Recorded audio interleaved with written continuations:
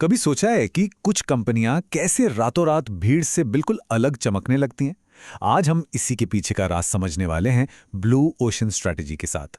ये एक ऐसा कमाल का फ्रेमवर्क है जो बताता है कि कंपटीशन से भरे बाजारों से निकलकर एक बिल्कुल नया मैदान कैसे बनाया जाए। रोज रोज की उस दौड़ का हिस्सा बनकर कैसा लगता है, जहां हर कोई एक दूसरे से बस थोड़ा सा आगे निकलने की होड़ में है और दिन के आखिर में हाथ क्या आता है? बस थोड़ी सी बढ़त और घटता हुआ मुनाफा। अगर ये कहानी जानी पहचानी लग रही है तो आज की बात बहुत काम की होने वाली है।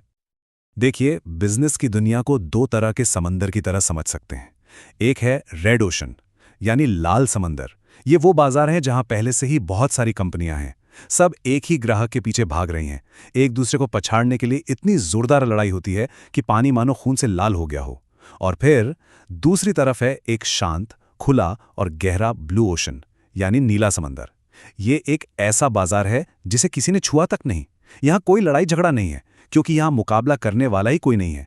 यहाँ कंपटीशन को खत्म नहीं किया जाता, उसे बेमतलब बना दिया जाता है। इसका एक जबरदस्त उदाहरण है सर्क डू सोलेल।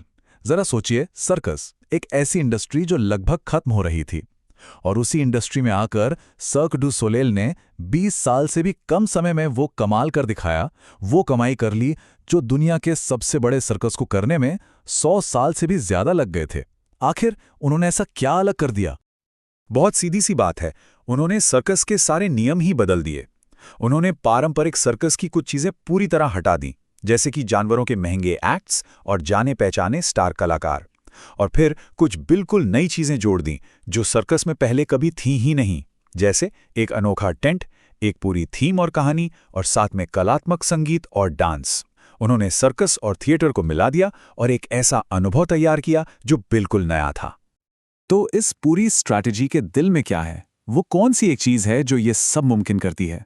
उसे कहते हैं वैल्यू इनोवेशन। ये सुनने में भारी शब्द लगता है, पर इसका मतलब बहुत सरल है।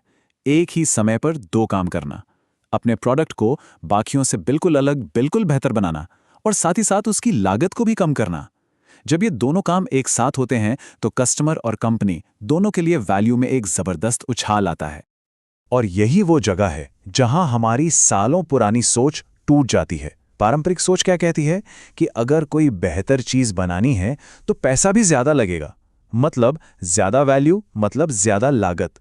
लेकिन वैल्यू इनोवेशन कहता है क्यों, ये दोनों काम एक साथ क्यों नहीं हो सकते? एक ऐसी चीज बनाई जाए जो ग्राहकों को जबरदस्त वैल्यू दे और उसे बनाने में लागत भी कमाए। ये कोई समझौता नहीं है, ये एक बिल्कुल नई सोच है। तो सवाल ये है कि ये किया कैसे जाए? इसके लिए एक बहुत ही प्रैक्टिकल टूल है, द 4 एक्शंस फ्रेमवर्क। ये बस 4 आसान से सवाल पूछता है। पहला, इंडस्ट्री में ऐसी कौन सी चीजें हैं जिन्हें सब सच मानकर चल रहे हैं लेकिन उन्हें पूरी तरह खत्म किया जा सकता है? दूसरा, ऐसी कौन सी चीजें हैं जिन्हें इंडस्ट्री के स्टैंडर्ड से बहुत कम किया जा सकता है? तीसरा, किन फैक्टर्स को इंडस्ट्री के स्टैंडर्ड से कहीं ज्यादा बढ़ाना चाहिए? और चौथा और सबसे जरूरी, ऐसी कौन सी नई चीज बनाई जा सकती है जो उस इंडस्ट्री ने आज तक कभी दी ही नहीं? चलिए इसे एक और बड़े मजेदार उदाहरण से समझते हैं। येलोटेल वाइन। अमेरिका का वाइन मार्केट बहुत भीड़ वाला और थोड़ा बोरिंग था। येलोटेल ने यही 4 सवाल पूछे।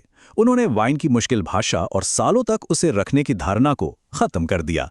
वाइन की जटिलता और बड़े बड़े नामों की प्रतिष्ठा को कम कर दिया।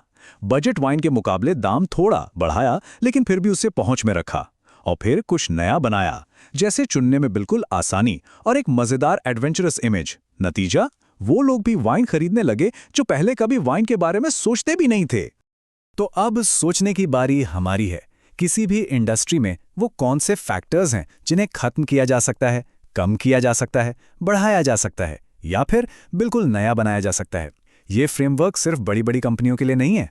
इसे कहीं भी, किसी भी बिजनेस में लगाकर भीड़ से अलग एक नई दुनिया, एक ब्लू ओशन बनाया जा सकता है।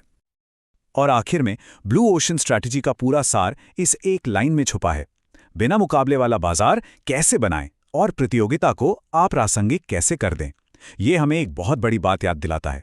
सबसे बेहतर बनने की दौड़ में शामिल होने से कहीं अच्छा है एक नई दौड़ ही शुरू कर दी जाए। सोचने के लिए एक बहुत ही दिलचस्प आइडिया है ना?